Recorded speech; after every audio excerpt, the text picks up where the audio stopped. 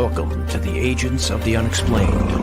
Grab your gear and let's journey into the mysterious world of cryptids and the paranormal. Get ready for an adventure into the unknown. Listen carefully as you're guided through the unexplained and cryptid phenomena that challenge our understanding of reality. Here is your host, Bill Rigby. Well, good evening, everyone. We kind of been on a crazy schedule since the conference, but we got Donna Copas back again, which I'm so excited about. Let me bring her in already. Hi again, Donna. Hello. Yeah, it's great to see you again. Well, thank you for having me back. I appreciate it. Oh, we love it. We love it. I've been having a crazy since the third week of March. Things been, but it's starting to get back to normal, and I'm scared. But I got to tell you something happened at the conference. And this lady, I don't know if it was your podcast or a live I did. She didn't specifically say. She kind of caught me off guard, saying she was looking for me specifically. That's why she came. And she said she lives in Kinsman, Ohio. Okay. And I went, okay, what's going on? Her son walked out to take the garbage out, and right in her driveway was a Bigfoot. I can believe that. No. Yeah, and it growled at him. Okay. She's supposed to get a hold of me. We're supposed to get over there and investigate. I gave her my card and everything. I said, I'm not blowing you off or anything. I want to check this out. But as you can see, I'm super busy here. I definitely want to see that. Oh, here we go. William Nighthawk. Yeah. Hey, Donna, don't pay attention to the man in the hat behind the curtain. Hey. Okay. All right, William. All right, and Kurt, thank you, buddy. He says, I do. Good to see you, buddy. Thank you for your time. Donna, hope you're doing well also. Yeah, hanging in there. So, we got that investigation to go on. I really want to get over to your place. Well, we, like I said before, I think with all the logging and the things that's going on, there's been more happenings, not just around me, but other people have, had other things. I've had people contact me about footprints, and there was another issue it was a local site that had happened years ago. They'd had an issue there with being chased on four-wheelers. And this year they said, they had some activities again. So I've had a lot of different, everybody knows me to one extent or another. I've lived here my whole life. So you got the non-believers, you got the fun makers, the ones that just wants to, Yep. I usually got a pretty good comeback. So I don't get picked on too much, but, and I respect everybody's point of view, but I was like, well, everybody has an opinion. They're like a certain other body parts, everybody has one. So, yes. But I think the activity is picking up everywhere, not just, here. I go to different places and I hike different counties and stuff, and I'm seeing more of the tree shelters, more of the X's. I see a lot of noise. Really, William, why didn't you tell me that before? Raccoon Park near Springfield, Ohio. Yeah. It's not that far from me. Um, I went to the Monroe County Bigfoot enthusiast camp out at Salt Fork at the group camp. And I should have downloaded some of the pictures on it here, and I didn't. I wasn't thinking. But there was prints found on the beach. It was cold and rainy. So I don't think any humans running around barefoot there. Well, I got that. I got that question too because I got the foot. I've got some footprints in the creek, and everybody's like, "Why is there only one footprint?" It's like there's not. There's a set of footprints walking. You got one in sand in the dirt, or the other one's in the water, which is yay deep, and it's washing. It's there, but you can't cast it. Exactly. Too much water. And it's like this. And then I get another thing about why do you use a cigarette lighter? Why, how do they just refer to like a pothead or a meth head or that kind of thing? It's like, no, I've never smoked in my life.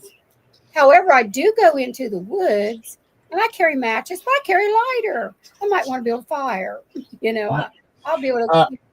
So that's the thing. In my backpack, I carry a small tape measure, right. Casting material, and if I get a hair sample or not, I got the paper bag and the plastic bag. But the way the weather was this past weekend, there was no casting. So, but it was very interesting. Well, Renee was right there. Me, her, Trina, and then they found and took me up to where these deers were.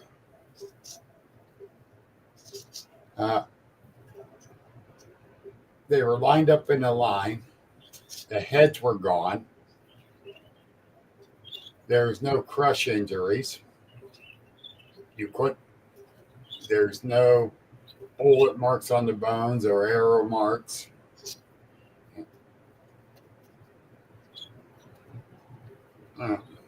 William, you're 100% right with that.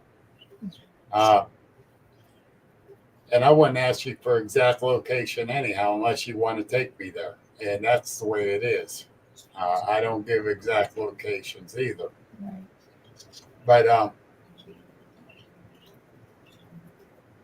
what was weird was no heads. And someone says, "Oh, poachers." No, the bodies would not been lined up in a line. They'd be thrown on top of each other. Right. There is this tree and it's a big tree that got broken, got vines around it. Right. And look, Renee and Trina was saying it was a portal. And I said, I got to see this thing. And I go, where is this portal? After I was looking at these deers, because right away I saw the deers and I went up and started checking them out. And Renee says, well, look around. I said, I could feel some kind of energy. Right. And I started looking, I turned, I went, oh. And I walked over to where this tree was and the way it was shaped in that. And we do have a picture of that. I felt the energy more so right in that. And it's like, something's going on right here. But what killed the deers? We don't know. Where's the heads? We don't know. Yeah. I actually found two, just what you're describing, giant buck. No head. The body's there. There was no signs of how it died. It wasn't shot. There was no, because I hunt, so right. Shoot, you're going to see arrow. You're going to see the hole. You're going to see the shot. The head was gone. Now it laid there. The funny thing I found funny about it, it laid there. Now once you got to kill the the buzzards will come in, right? The crows, they scavenge off of that body. Right. This body laid there for 3 months. It was never touched. It was not scavenged. And the innards, of course, things rot. Don't get me wrong.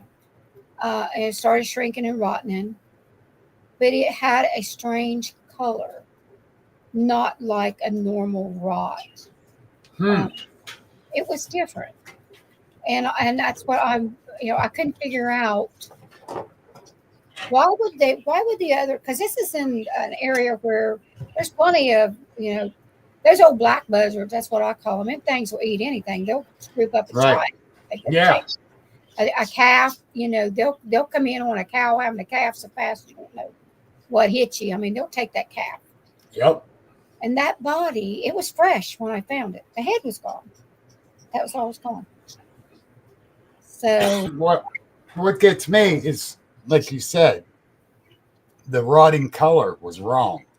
Right. It was not and this is a big deer. I mean, I would have said it would have been a 12 point, from the size of the body. He was massive. He was a big guy. And that just don't happen. Scavengers comes in. Right. Possums, old possum, it'll crawl up through the rear part there and they'll be inside, eating from the inside out. Yes, very much so. I've seen that too. As much time as I spend in the woods hunting and everything, I've seen that.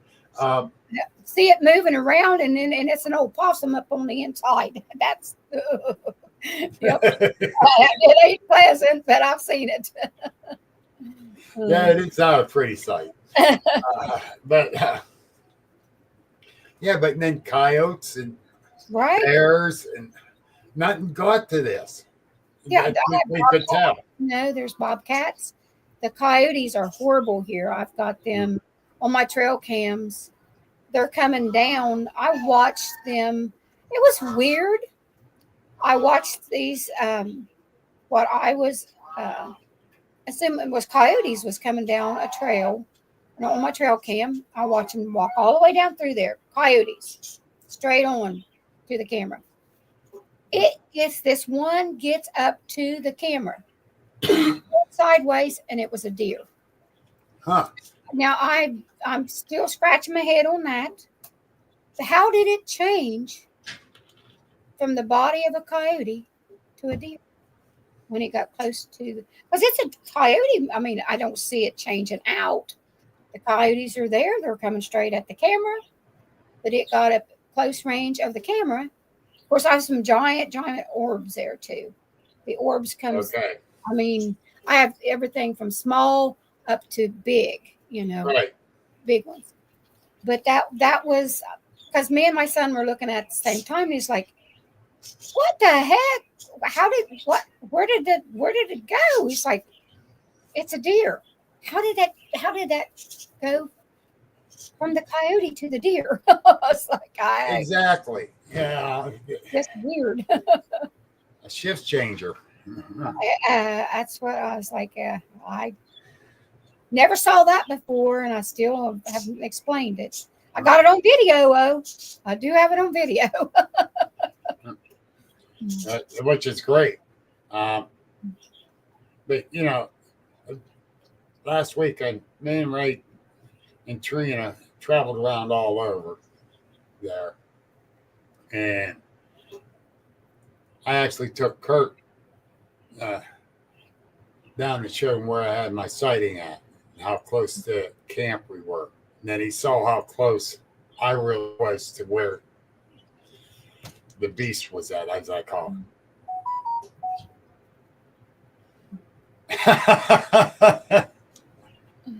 Oh, God. Thanks, Spark. I needed to see that. Bill, I see you were at Sheets on North Hermitage Road today. They're out of Dr. Pepper. Oh, Jesus. No, I wasn't, but now I ain't going there. uh, Mm. but, I was close to there too. But no, it wasn't me this time. Hey, what the heck are you doing looking at the Dr. Pepper Mountain Dew, man? Uh, but yeah, we found prints. We've had Renee and Trina had one out there clapping right outside their tent, and then going, whoa.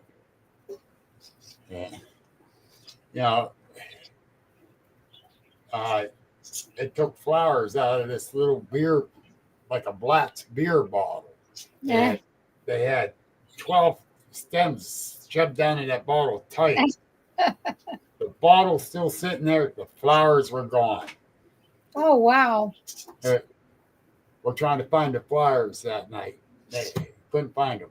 Next morning we did, and it's like they dropped them as they were running away. Oh.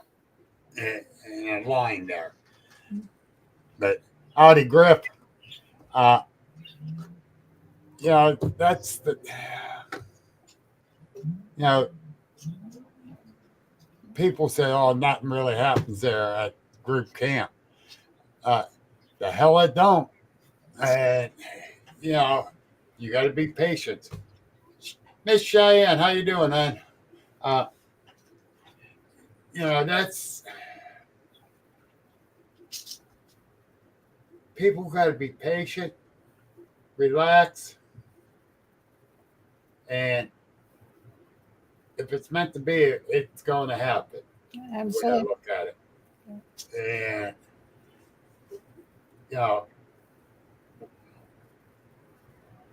I had my sighting right there, and I never thought I would. And it shocked the living crap out of me, Donna. Well, my first one was when I was young, and then I kind of, over my lifetime, not that I don't get surprised, it's not like I see them every day, but, I've had enough experience seeing them. Sometimes I get that leery warning feeling to be more cautious. Yep.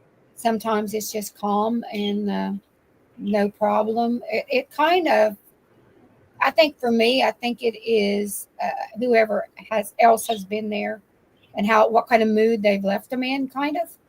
Yes. Because not everybody is calm and cool, and they do things. So I guess just like all of us, we have a temper, and they get they get riled up too. Yep. Very much so. It's there can be. I'm always cautious, as far as with. But, and like I said, with the things that's happening now, and the more they're coming out, I think we're going to have more, maybe issues, more sightings, definitely. My geese went up. Can you probably hear them? Yeah. And I believe people are more willing to talk about their sightings now than ever before. Right. Mr. Blue Tracker, I see you're out there. Glad to see you, brother. Hope you're feeling well. That's the thing. We're going to get a lot more reports. And down in your area, you're probably going to get a ton more. Yeah. Well, with all this flooding, we got some good cave systems here. But the thing of it is, those caves floods too. Yeah. So, we're... I had an experience, which I'm not supposed to talk about it. I'll do it privately with you. Okay. But I'm not allowed to discuss it. Shall I say? I've been told to not discuss this. Okay. We'll do it privately. Yeah. So got to respect that part of it. So definitely. And that's another thing. Some of these people out there don't respect what is told to them, and they start sharing stuff they shouldn't share. Hmm. And sorry, Yeah, not a I'm, nice guy about that. If they trust, say not to, we don't. yeah, I trust you. So it's Yeah. very, this is very interesting and disturbing at the same time. Oh, Yeah. So, okay. um, yeah. Uh, yeah. So,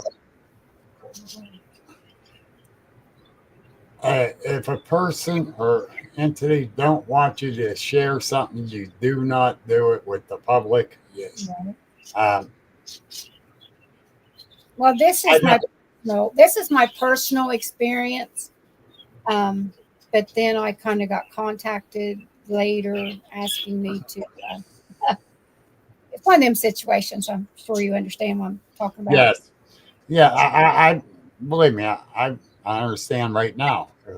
Um, yeah, you got to have that trust too. Right. Right. And I know you're a very trustworthy person. Uh, I try to be. and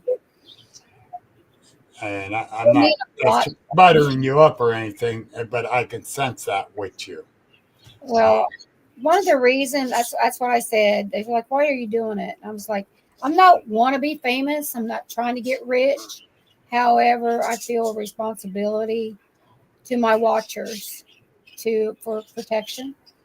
Mm-hmm. Things are changing, and I'm getting older, and I don't really have a replacement for me.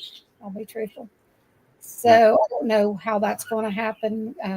Through my lifetime, there's always been generations. There's been a replacement. I replaced Right. my dad. And but I don't have a replacement at this time to take and carry on. Um, my son will maintain our burial mounds. He'll do all of Right. that. But he doesn't have the relationship that I have with them. He didn't. My replacement was my youngest son that I lost. Right. So I don't have him, and I don't have a replacement at this time. Other people have stepped up, and it's like, oh, we'd love to do that. However, it is a very, uh, it's very strict, very hard, and you get taught lessons that you don't want to learn, and you have to give up a lot. And I haven't found that person that is willing to, that I think could hold up that end. So still looking Yeah. some time, but Not that they say they want to, but they don't realize what's all involved. right. Yes. It's it can be very stressful, and you give up a lot of your life. So Yes. Uh, I give up a lot of mine just doing this. absolutely, it Yeah. takes time and Between the funding. podcast, running my group, getting out researching, takes up a lot of time. It Yeah, does. it does.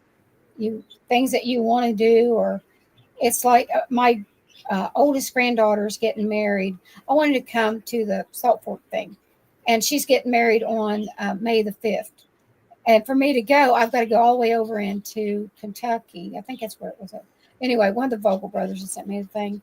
I really want to go, Yeah. and, but I'm going to have to go, and I'm actually have to spend the night, which I've got to figure out my schedule because I have people I take care of. Right. I will not let anybody else take care of them. And some has some dementia. And I'm the one that walks in when they're about ready to rip somebody's head off, and I walk in and we have a relationship where they'll Yeah. calm down without. But so that's going to be a little tricky, but I'm going to have to figure it out. I was like, oh, I can't miss her wedding. No. Yeah. And hopefully they can understand that you got to be at that wedding. Well, that's what her. Now her, she's so funny. She made this poor guy wait 5 years to get married, and I love him. He is just this wonderful guy. Great job, terrific father. He's terrific, And he's a big guy. He's probably about 6'6", and he loves Bigfoot. And he's like, your grandma is so cool. I want to go Bigfooting with her. I was like, hey, I'll take you. He's so sweet. So they're a good match. My youngest grandson's learning different words Oh, to put in sentences yeah. at school. So last night, he started reading, and he's having trouble with one word. And Beth goes to him, what does Grandpa like to do on the weekends? Bitch. He went, no. He went, camping. First, it was going to be Bigfoot. Oh. Well, I've got a year-old granddaughter, and she started saying words when she was about 8 months old. This kid makes sentences. But she started out saying not ship, but the other Oh, word. yeah. Oh, yeah. And we were doing, and then her oldest brother, he's in the postgraduate, so he's going to do college, 2 years of college while he graduates from high school. And she's with us because we're doing he's doing his testing stuff and setting up his funding. And she's running around the table, and that's what she is saying. I'm like, oh my God, shut up. I was like, I'll go out here and wait. Oh my God. How old is Love she? it. Like, oh. I love it. Oh, she's so rotten. And, well, Hunter, he does this number to me. Oh, yeah. Yeah. But that's a sign of love. That's not. Yeah, exactly. That's what it is. Not when he's mad, when he's playing around. Yeah. Yeah, it's like, okay, buddy, I know I'm number one in your book. That's when two of them goes up. Oh my gosh. I love that. He was going to say Bigfoot, and then he went, camping. Nothing better than children and grandchildren and all that. It's just amazing. Yes, it is. Yeah. Well, Renee's grandson, he's a podcaster. Oh, wow. Yeah, he says he is. Oh. And he didn't know I got the camp. And he was FaceTiming Renee. Oh. And she goes, who was you podcasting with? He says, that Bill from Pennsylvania. And I leaned over and went, hi, buddy. Oh, The my. biggest smile on his face. Oh. And he liked Grizzly Chris, too. And Grizzly was there. And Renee says, what about Grizzly? He says, yeah, I did a podcast with Grizzly Chris. He turned, and there's Grizzly. He was so happy. Oh. So happy. You know, kids are special. They are. Absolutely. Absolutely. Yeah. My oldest grandson that lives here is Mothman. No. So, you know, They we are try to teach her what we can. right. Well, I've tried to, with mine, I try to raise them in the old ways. I try to teach them to hunt and fish and get off the video games. Although my oldest grandson, that's what he's going. He's computers. He doesn't like to get his hands dirty. I'm like, are you serious? Come on, get outside. And he's like, my grandson's computer's right there on that side of me. He didn't get on it today, but he was down in my room on his iPad. I said, you're tired of your room and the computer? Yeah, kind of. I said, it's good, buddy. It's good. Yeah. I say it's funny because my girls, my youngest granddaughter, she's a cop. She does horses. She actually got kicked in the face with an 1,800-pound horse. And I mean, her whole face it chipped her tooth. It's black and blue. Blood is gushing. And of course, they take her to the hospital to get stitched up. I'm terrified. I'm crying. She's laughing. She's laughing. And I'm like, are you serious? She's like, it was my fault. I was feeding them carrots and the one was taking it from the other. And I got too close. It's like, oh my God. You at least didn't get, no, I didn't get mad. It's my fault. That's like my baby brother. I was working on Henry Warner's farm, and we went across the road to the other barn where the young bulls were at. Oh, and, yeah. and another calf pen. And I told Chuck, do not walk behind those bulls. Oh, yeah. He made a mistake and walked behind them. And that one kicked. He hit the side of the building. I thought he was dead. He's just going, Yeah. I'm like, oh, I got to get those bulls away from them. They're going to attack them, but they didn't. They moved away. I guess that one young bull thought he killed him. So did I. And I go running over. He has nice hoof prints on the back of on his chest. Bruised on his back from hitting the metal siding of that barn. And I can relate. he just walked off with it. He says, it just knocked the wind out of me. I don't know how it didn't crush your chest. I grew up on a 300-acre farm. We brought the bulls in, for castration. I rode bulls. My brothers rode bulls. I rode bulls. And I have been thrown. I have been kicked. I have been stomped. And how I'm alive, I don't know. Because I've literally, we had this big long pin, the tier poles where you hang your tobacco. There's tier poles up there. I've been slung through top of them tier poles before. And people look at me because I was a tiny little girl. And they say, you're serious. You rode bulls. I said, I absolutely did. I broke horses. I grew up on a farm. But my older brother, my brother that's next to me is about 6 years older than me. So I still regret to this day all the hell I put my grandma through. Oh, yeah. It was terrible. Oh, my God. A friend of mine, well, several of them, invited me to go with them bull riding. Yeah. I'm like, I got to work tomorrow. I can't do that. Oh, you got to go. No, I will not. I said, I'll see you guys Friday. This was a Wednesday night. And they're laughing at me because I'm not going. Friday night, here they come in. One was on crutches. The other one had his arm in the sling. The other one had his side of his face all black and blue. And I went, and look at me. I'm not hurt. Well, when they would, of course, they tie your hand down, right? Yeah. Well, if you go off, you're stuck. You got to release that. And you're going to take a good hard pounding every time. And honestly, I wonder in my lifetime where I got hurt, I'm thinking, did I toughen up enough from being stomped that I didn't get killed? I don't know. But I can honestly say I've had some rough ones, but then I had a couple of rough brothers. Yeah. So. We had a rough mother. Oh, yeah.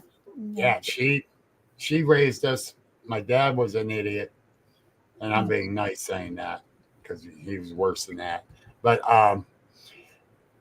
my mom was strict, very strict, but very fair. That was my grandma. And when she told us to get the belt, we got the belt quick. Because I learned the hard way. My grandma used a switch. She'd get one of those little, she called them switch, and he'd come around and crack you twice. He got you the first time, then he'd come back around and get you second. But I deserved it. I can't say she didn't beat me, but I deserved whenever she gave it to me, I deserved it. Well, the one time my mom told me, go get the belt. Oh, yeah, okay. I go, I know exactly where it was at, but I went upstairs to get my belt. And I played around and played around. We always got 3 cracks. Well, it took me 15 minutes. Ooh. And after the 3rd minute, she says, the longer it takes, the more you get. Oh, yeah. Thinking, oh, yeah, we're only getting 3. Mm-hmm. Wrong. I got 12. Well, I've experienced that before. And if you ran, if you ran, you're just like, it's okay because you got to come back in and go to bed. And when you Mhm. come in, you're going to get it. No matter what, you're going to get it. So might as well just take it and get it over with. If you ran, you got it worse. Absolutely. Absolutely.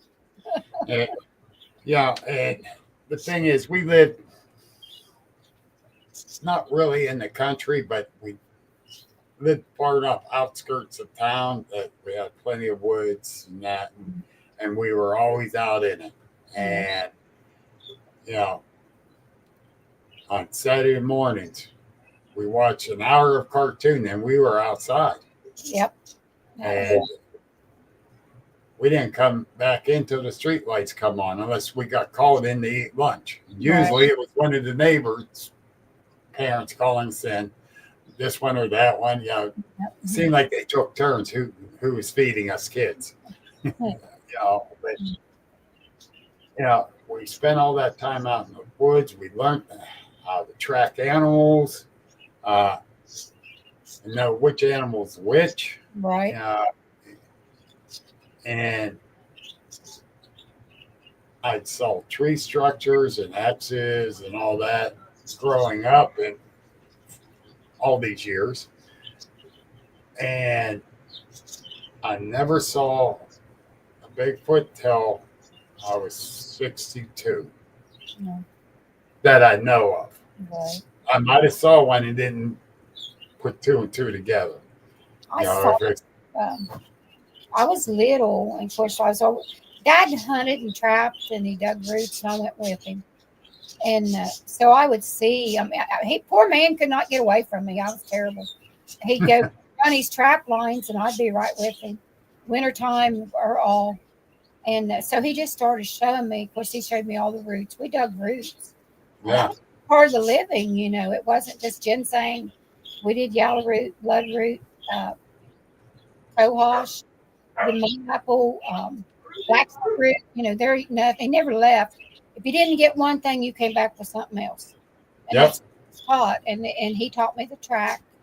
From the time I was little, I shot my first rabbit. Again, I was around 6, 7. And the rabbit was so long, I wore bib overalls. And he would take a stick and run it through the legs and hang it through the loop of my belt. And I had to carry it home. If I killed it, I carried it home. I shot and I didn't kill it. First time I shot it, I didn't hit it good. And he told me, he's like, you shot it, you kill it. He said, you go over and finish it off. And I looked at him and he said, I don't mean to shoot it either. He said, put your foot on its neck and wrap its neck. And so I did. And then when we come home, I cleaned it. That was the rule. You had to, you killed it, you cleaned it, and it better be something you're going to eat. Yeah, and very much so. You don't kill something you're not going to eat. Well, that was, you got so many shells. You got allotted so many shells, and that was what you're supposed to, you choose. There was squirrels or rabbits or whatever. Hello, Michael Purcell. He's out there. About time you showed up. But but that's the thing. You lived your life in the woods.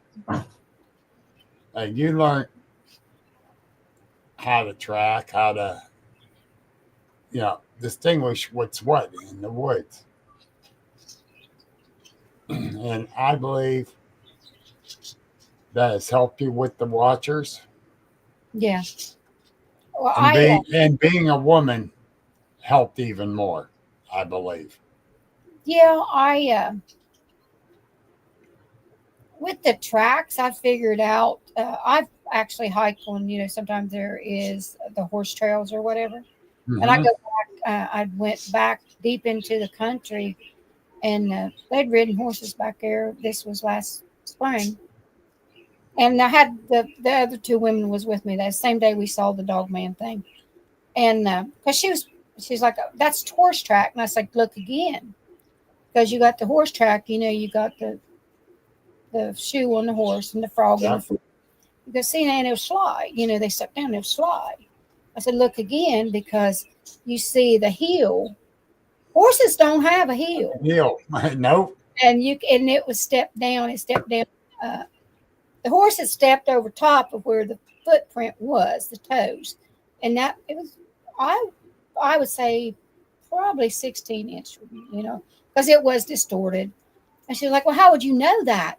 I said, "Because I grew up in the woods with my daddy, and he would never he would have never. That was a lesson you learned." Yeah. And the rock formations, how the rocks are stacked. Yep. She's like, "Oh, somebody's just doing that." I was like, "No, because when they're marked, and you'll find those somewhere in there. There's usually a round stone. They'll have like where you set the stone egg down in. There's like a round. It's made by water. Water running over a stone. Yep. But it's not. This is natural formations that are used. So again, it was like, well, that's just. And I was like, yeah, of course it's natural, but they embellish on it. So there's just a lot of different things. Yeah, very much so. And that's the thing. We got to take a short break. I promised her I'd do this again today. Right there. Yeah.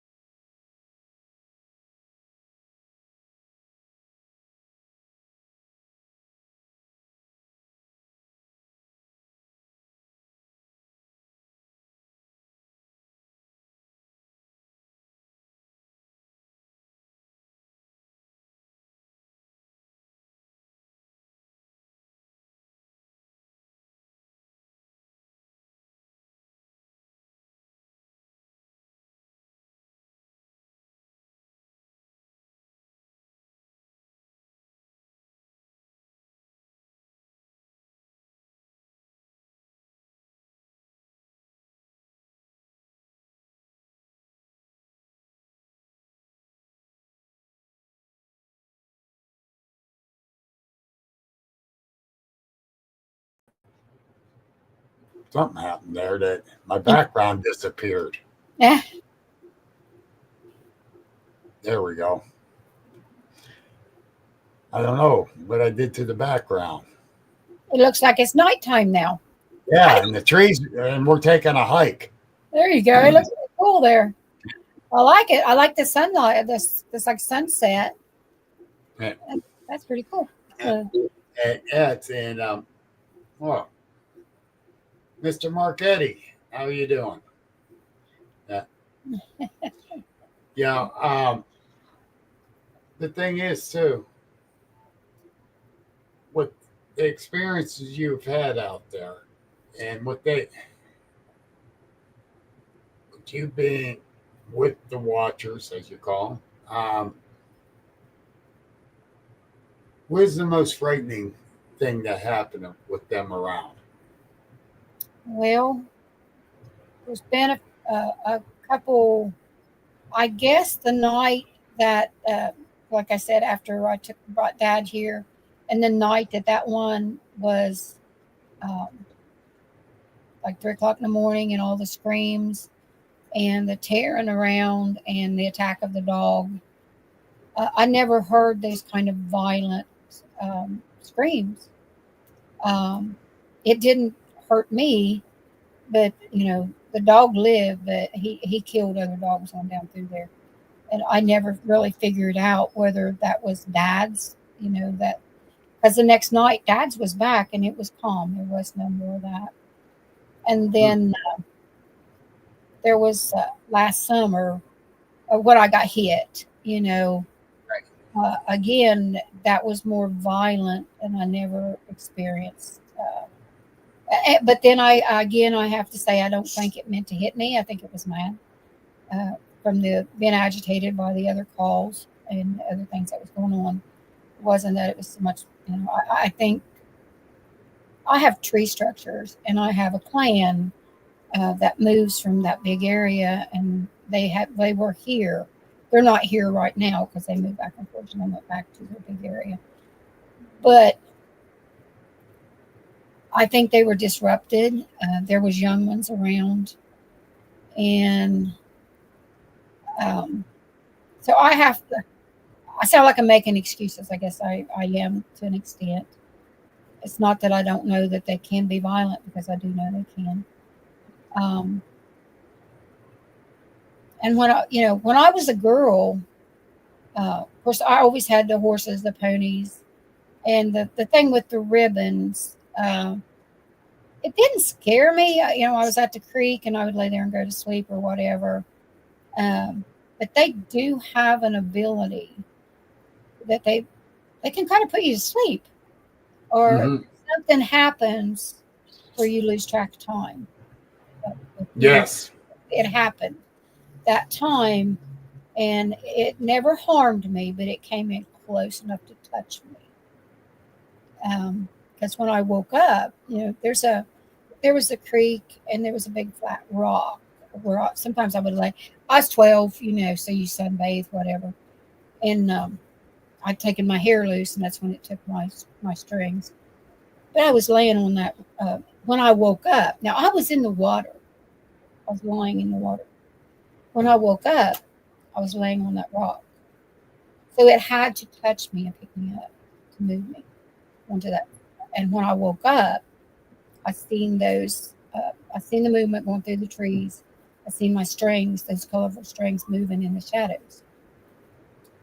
So that kind of was discerning to, it didn't hurt me, didn't scratch me, didn't bite me, but the smell was there. So that was kind of the fact that it would be that close to touch. Right. So that was kind of scary. Of course, I had a big pony then, and I would just ground time. I'd loosen the saddle. Sometimes I'd just take it off, or sometimes I rode bareback. But I had his bridle on that day, and I just dropped the reins at ground time. And he didn't leave me, which was amazing, but he didn't, because I would have had to travel on foot a good ways to get back to the house. But so, I guess that was the more frightening, being hit and then worrying because it's so violently ripping trees down. It wasn't little trees. These are trees that's been shoved down, and the sound, which I sent, I don't know if it came through for you to hear or not, the actual screams from that night on that one recording I sent you. Because I'm not a researcher. I don't have somebody I send my stuff to be cleaned up or checked out. I have, that was recorded on my cell phone. Then I took it from the cell phone. I tried to take it off the cell phone. I put it onto the recorder so I could send it to you, because I couldn't get it to transfer. So there's some, you can hear the thing. But I don't. A friend of mine just got a new cell phone, that Samsung S25 Pro. And the camera on that is phenomenal. He showed me this evening. That's my granddaughter's has the good stuff. I have the cheapie. That's what I have. I don't. I'm like, I can't afford that good one. Well, that's me. And I just actually started using a cell phone about a year ago. I never used it before, because every time I take care of so many people, if they can call me at home. But if I'm out and they can call me, I can be halfway home and they'll be like, can you go back and do this? Or can you get this client here? I don't mind doing it. But after I've done 10 or 12 hours a day. Yeah. So but I do carry it now. But yeah, and that's, man, I can't believe how far technology came. I remember, I'm super important. I got myself A bag phone. Yeah. Yeah, I had one of the old ones that for the car, the old time phone like Mm. that.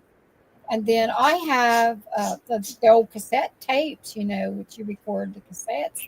Yes. I still had some of those left over, and I had some things on it, trying to get it to. But it's so, you hear the, so you're not picking up everything. You got all that crap in there. But so I'm older, so I've been around a while. Thank goodness that the internet wasn't around when we were kids. I prefer my woods and my. Yeah. That was wonderful. Climb Yeah, that. but they couldn't record all this stuff that we done. Oh no! Believe me, I wouldn't want some of the things like that. Uh-uh. Uh, I was, shoo-wee, I tell you, I was my poor grandma. My mom was always there, but my grandma raised me, Yeah. and oh my God, the torture I put her through. And my dad never spanked me in my life. He kicked my butt one time, broke his toe because I ran off. Yeah, I skipped school, went down through the woods, and I came up through. I go down to the creek. I had to pass the spring. We have a big spring. Go down to the creek, and there was this big holler log across the creek. And I had my dog. My dog wouldn't go around it. She scared it up through the woods, and I climbed over top of it. Well, when I went through and I went up into and I looked, and there's a panther came out the end of that log. They say we ain't got panthers. They're crazy as crap. That came out of there and stood up, and I'm seeing it. I was probably about 9, I hated school. I was terrible. I'd run away. And so Dad told me, you don't never run. He's like, you slide away from here slow. Don't you run. If you run, you're prey. It's going to come after you. Yep. And I had to slide a cliff. It was straight up a cliff to get to the field, to get to the corn cribs where I was headed. And I started up through there real slow like, and it would move along. It didn't chase me, but it followed me. I got up to the fence. There's 4 strands of barbed wire. My dad was standing at that fence. He'd seen me go down through there, and he was waiting on me. He knew where it's going. I fell through that fence, and all I could do was say, cat, cat, cat. Well, he got me by the arm and he stood me up and he said, "Dad, burn you! I told you about doing that. If you ain't gonna go to school, don't you dare to." And so he turned his foot sideways and had tennis shoes on. He kicked me, and when he did, it turned his toe. He had a big long toe.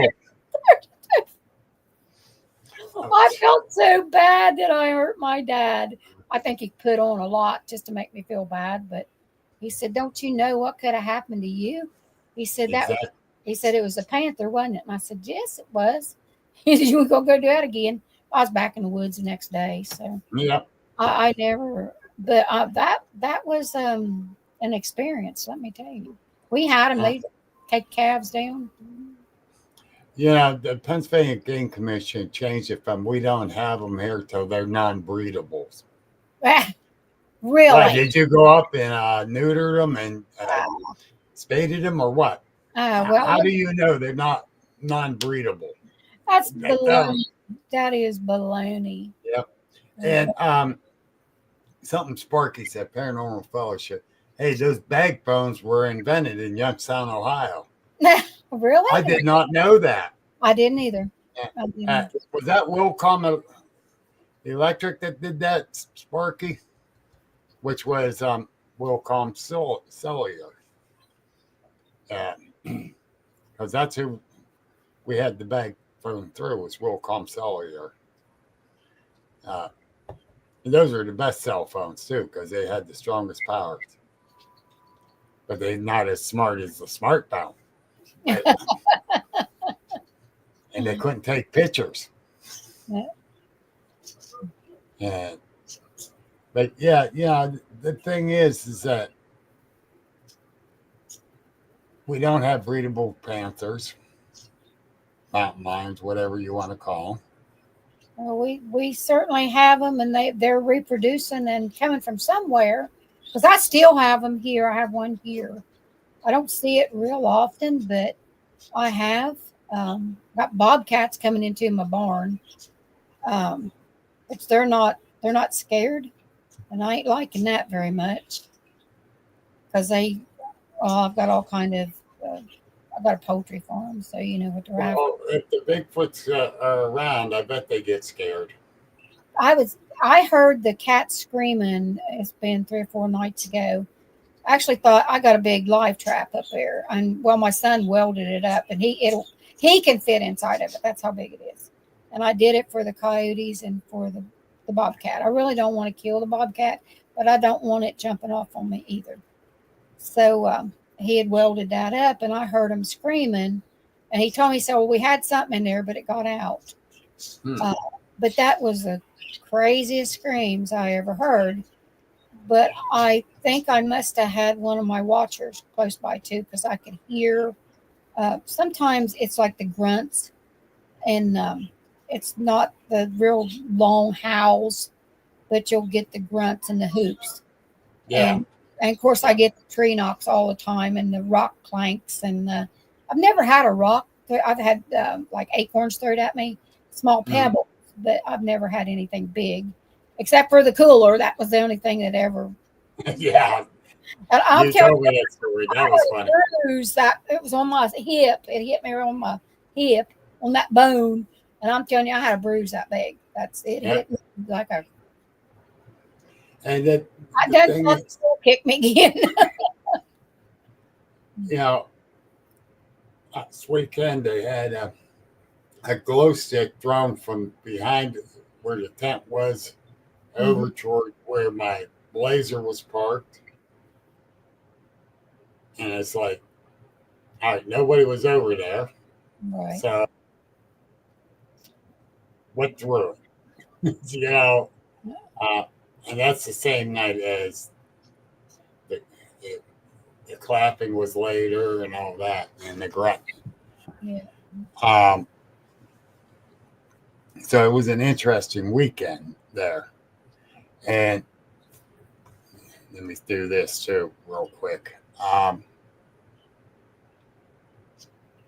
We're going to be doing it again at Salt Fork. Okay, it's May the 22nd, then, not the first week in. Are you having something the first week in May? No, first week in May, we're going to be at OBC. Oh, okay. Oh, May 3rd. Yeah. Okay, But yeah, we're doing the camp out May 22nd through the 25th. Okay. Can you send me them dates so I can, if I can look at them, I can see, because my brain don't work like it used to. I can't keep it in there. All right, I'll send you the invite to it. Definitely. But you know, everyone's welcome. You know, we'll go out and do a little research, but we don't set up a schedule for, all right, you got to go over this way. You go if you want to go research, you can go research whenever you want. Like friends of ours, Steve and Shelley Stetzer, they came in from New Jersey a couple of years ago to the camp out. 7.5 hours they drove in. They get their tent set up part way. And then they go out researching, checking things out. And it's like, I think I'd want to relax a little bit for a few hours before I go. No. And they didn't get back to it way after dark. Oh my gosh. And then they went back out for a while. They came back in late that night. It was back up the first thing in the morning. They got something to eat. It was back out. You know, they're there to research, and that's what they did. Well, if you drive that far, and probably didn't waste a minute.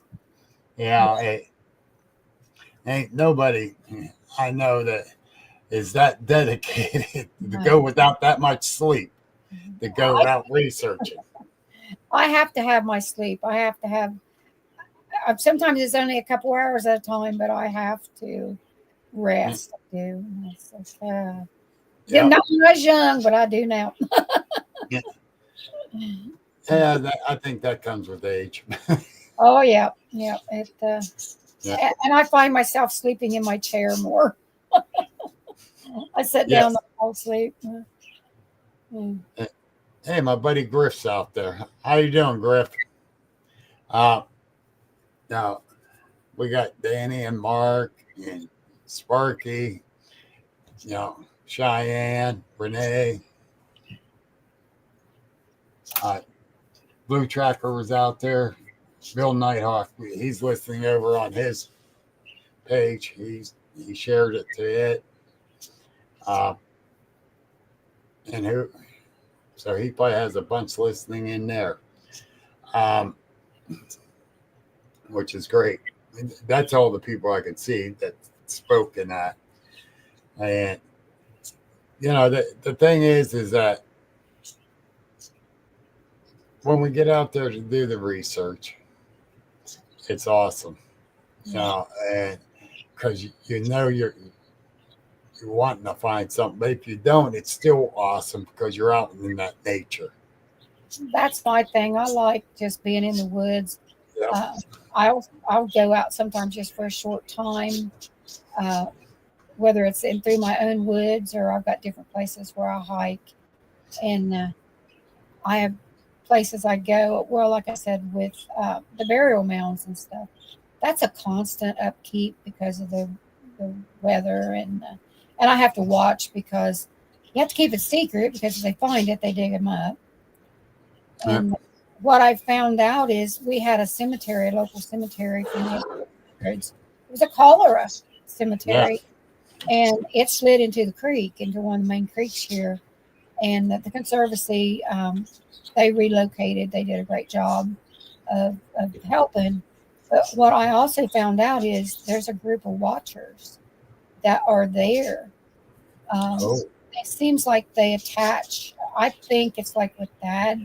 He had his own that was attached to him, and even though he's not here, I think they still visit their graves, or they watch over the cemeteries too. I believe they watch over the cemeteries because you hear a lot of reports of them around cemeteries. Yep. So, I have a picture. I think it's 1976, I believe. It's an old Polaroid. Right. And there's a local cemetery. It's the a veteran cemetery. So there's a lot of odd monuments. One monument is made like a tree stump, which I found fascinating. I do the rubbings. Yeah, I love genealogy. I love historical stuff. That's me. And that day, which I was young, I had walking away, snapped a picture. And in the shadows, there's two trees. And I swear, in the shadows, you can see two, like their heads out, looking around. It was it wasn't dark, it was still daylight. And I'm thinking that was all the way back then, as part of the woods that I travel in. And this cemetery sets in the middle of a woods. So I found that picture the other day, and I was like, I thought I lost that thing. But I was so amazed. I didn't even see it until years later. I had the picture, and I scanned it into the computer, and I blew it up. And that's when I actually saw what was in that picture. And I'd had it all that years. Oh, wow. It's just, I didn't really feel anything that day, but I was busy just, doing other stuff. And I totally loved that cemetery. It was just like the old Union soldier. I have Confederate soldiers buried here. And those tombstones are just, I'm amazed with them, the dates and stuff. So. Oh, we got a couple old cemeteries around here. And where I got my daughter buried at is up all over Pennsylvania. It's right at the edge of Westmoreland County, the southeastern edge of it. And it's up in the mountains, Chestnut Ridge, part of the Chestnut Ridge, and surrounded by woods. That's how mine is. Yeah. And it's peaceful in there. We got her buried on top of her great grandfather. And this before I really started researching Bigfoot and the whole 9 yards. I went up there one day to check things out up there and go sit up there with her. And there was like 7 deer come full charge coming down out of the trees. They saw me. They didn't care. They shot past me, and then they turned to the right and ran that way. And I went, wow, something scared them out of there. Oh, probably a coyote. Yeah.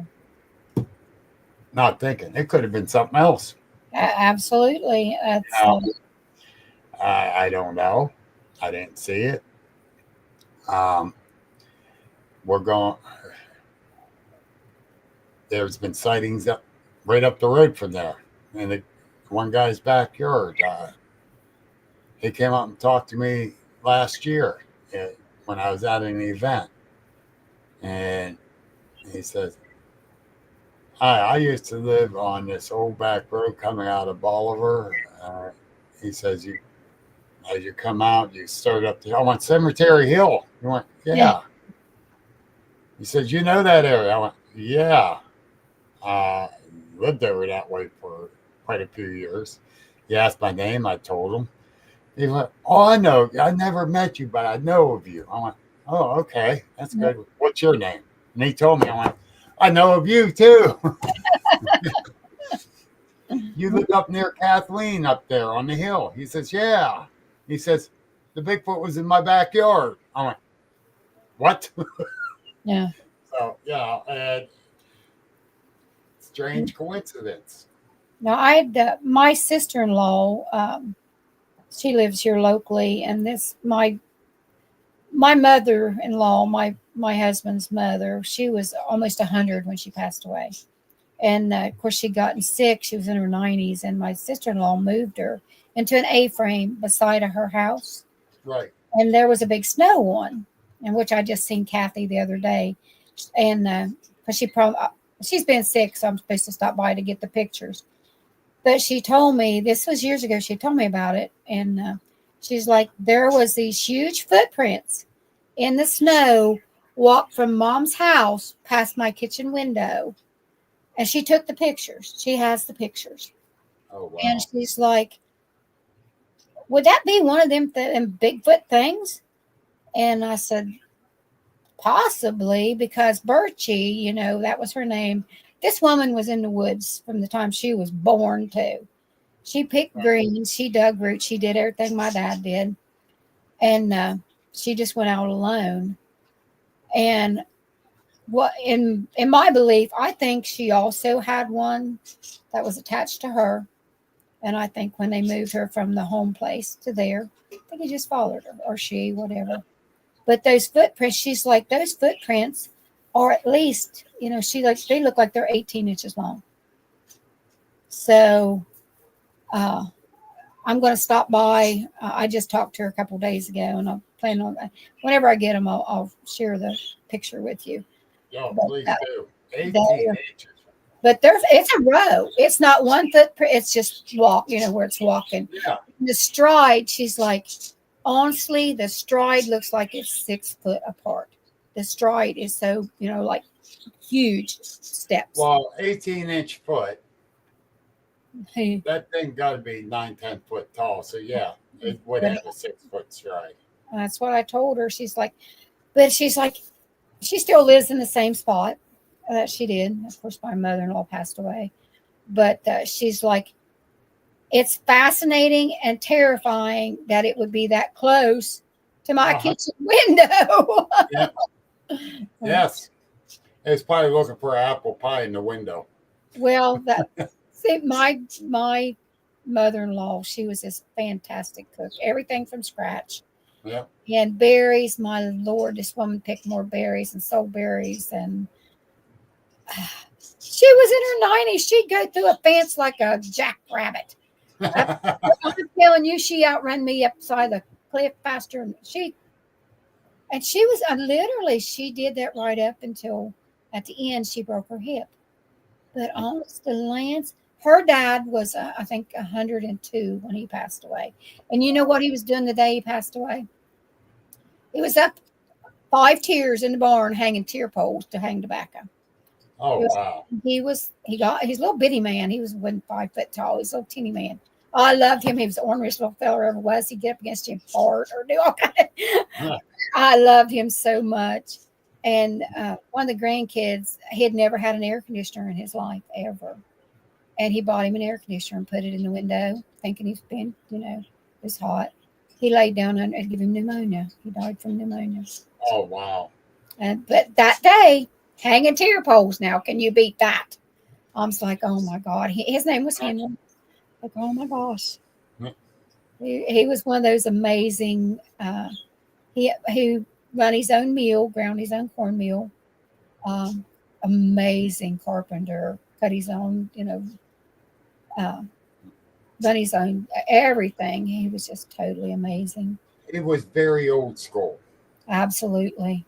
Single trees for the horses, everything he made it by hand. Oh my gosh. He was amazing. Man. Amazing. Amazing, Donna. But hey, it's 11 after. We're going to call it an evening here real soon. Okay. I want to thank you for being here. Well, thank you for having me. I've enjoyed it. Definitely we'll have you back again sometime. Whenever you want, just let me know. No problem. Yeah, we'll do that. I'll talk to you as soon as we get off the air too. Yeah, I want to explain the other. Yes. You'll find it fascinating and. Oh yeah. Everyone, thank you for watching. Danny, I know you left. I didn't get a chance to say, I hope you feel better. You probably watched the podcast to catch the ending knowing you. We got you in our prayers. We're not feeling good. Everybody, thank you. Sparky, thank you. And I will be getting a hold of you after I talk to that lady this week. He's one of the ones that's going to go with me on that investigation. But anyhow, thank you guys all. And thank you again, Donna. I really appreciate you being here. Thank you so much. I really enjoy it. Thank you for tuning in to the Agents of the Unexplained. Please visit our website at agentsoftheunexplained.net for unique paranormal merchandise like t-shirts, books, and coffee mugs. Join our Facebook group and subscribe to our YouTube channel for more thrilling content. Until next time, keep questioning the unexplainable.